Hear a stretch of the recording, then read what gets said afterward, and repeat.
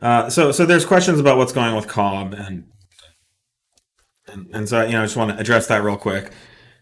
Basically, this is very similar to what happened with APR. I don't know, what, 2 years ago now. Something like It's that. been a while.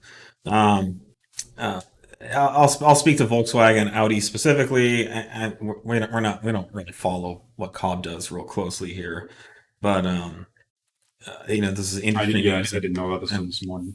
a lot of people have been asking about it.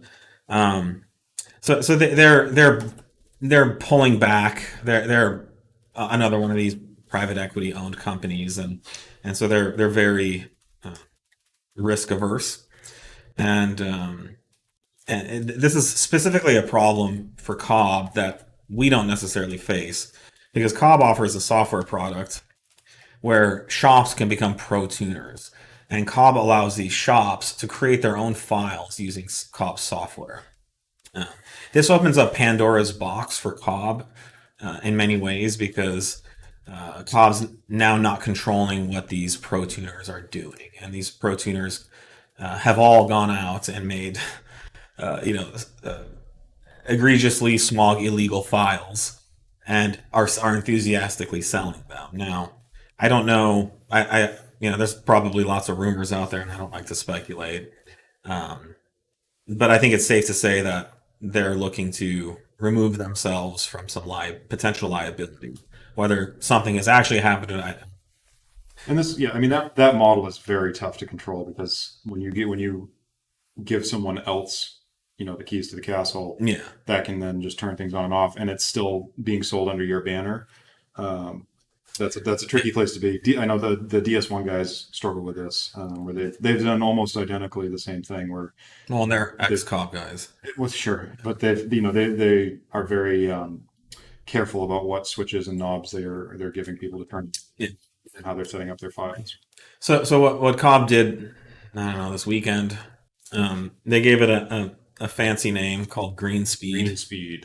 and they basically have limited the modifications possible by some of these tuners. Now, specifically with Volkswagen Audi, um, these tuners are less affected. Basically, Cobb made it so that you cannot uh, deprioritize the check engine light, and so if there's anything going on related to emissions, your check engine light will come. Yeah, it's like basically anything emissions related, Yeah. secondary air, yeah, PGT, O2 catalysts, sensor. O2 Yeah. sensors, all the normal things that, Yeah. yeah, you need. So this doesn't necessarily prevent some of these more aggressive files to be created. It just means you're going to be driving around with a check engine light. And frankly, I think that's the way everything's going to be going at Yep. some point because there are some well-known cases out there uh, that that's looked down upon uh, by the EPA specifically. So the bummer is, and I can feel for a lot of these shops, there's a lot of animosity towards Cobb right now,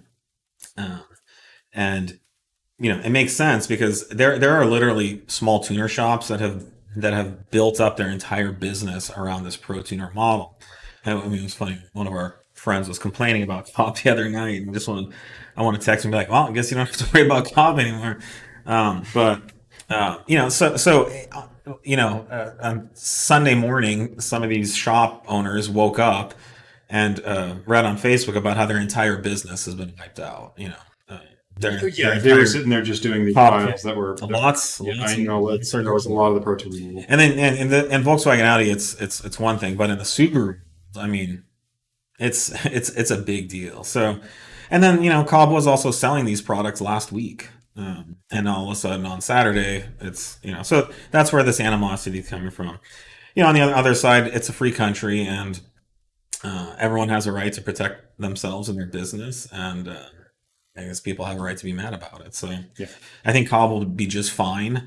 But what we're seeing is another really really big tuning company in this industry moving uh, more towards the side of compliance safety, and being extra cautious. So I don't know if you've ever you've recently I was somewhere and there was a perfectly good bridge and it had been closed because one of the boards was loose. I think 99.9% of all people would easily be able to walk around this and not get hurt. But God forbid the one out of a million person who steps wrong on that board and breaks their ankle, it's going to be a multi-million-dollar lawsuit. So what happens? The entire bridge gets shut down, and that's what we're seeing. These type of actions are these companies just being extra safe, and they don't want to create any potential liability of any kind. And unfortunately, that means the bridge is just closed and you can't go across it, even though it's a perfectly good bridge, and most most of the time it wouldn't cause an issue. But if there's any chance it could, it gets in the realm of, well, it's just not worth it. So again, Cobb's gonna do um, um, some of these. So someone says, I'm thinking when Biden is out of office, lots of this EPA nonsense will disappear. Okay, well, listen. Sorry to burst your bubble. Politics aside, that's bullshit. Yeah. Because the EPA under Trump actually tripled down and escalated their efforts to crack down on the industry. Biden has been in the office for less than 2 years. And Biden's definitely more environmentally conscious president than Trump was. Trump, this is facts, heavily favored business and industry over the environment. And, I think Biden will probably strike a better balance at that. But no, I think a lot of us thought, whether you like Trump in office or not, at least some of this EPA stuff's going to relax, and it did not. It's one So, I think people will say whatever they want, or lots of people have blamed Biden for gas prices going up. You know, Again, not to get into politics, but there are economic factors here. Things are moving more towards the environment. That will continue to happen, regardless of who's president. The world is in an environmental catastrophe right now, and again, this is scientifically supported by facts. Um, the Earth's climate is heating up. Humans have taken carbon dioxide out of the ground. That hundreds of millions of years of carbon dioxide, and release it into the Earth's atmosphere in less than 100 years.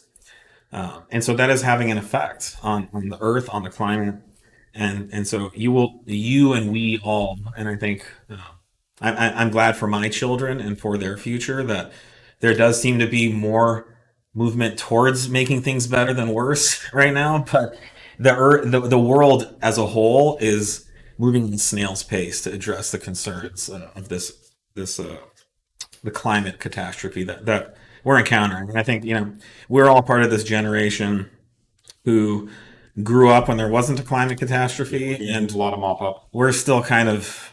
Is it really that bad though? The sun's out. It's still beautiful. What's 1 degree? Yep. And again, politics aside, I think if you just don't care about the environment or you don't care about the earth, that's cool, no problem. Again, it's a free country, but I don't think we should pretend that there's not a problem, because there is. Now, if you just don't want to do anything about it, that's a different matter. And I'm sure a lot of people will disagree with what I'm saying, but my point is, don't get too worked up about what I think. I'm just letting you know that things are moving in that direction. They will continue. The pressure, um, the legal and regulatory pressure on companies like us is growing every year. And again, if you want a real data point, it grew under Trump, and that guy doesn't give a shit about the environment. So um, the world as a whole is moving towards uh, cleaning up emissions, getting rid of internal combustion engines. Internal combustion engines, you know, they will be gone at some point. They'll be around like hobbies, like horse and buggies are now. Um, or like you can go to the medieval festival and see stuff that used to be in the 1600s. But um, I think most auto manufacturers are on their own moving away from it, and most auto manufacturers have committed to be almost exclusive electric in the next 15, 20 years or sooner, including Audi and Volkswagen. So, um, you know, um, yeah, Which we'll transition to. and this is the kind of, someone says, LOL, climate catastrophe. I mean, you can LOL all you want. I think that just shows like a lack of understanding of what's actually going on. You can head in the sand all day long. Yeah.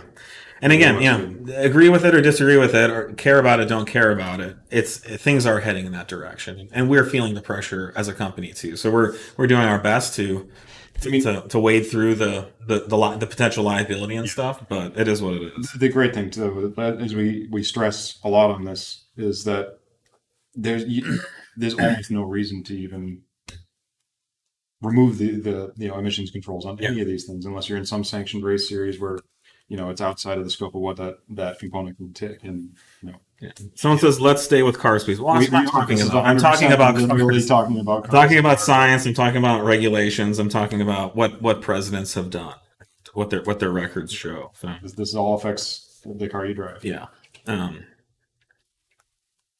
Yeah. Again, I haven't said I support any president or any political position. I'm just talking about what's actually happened.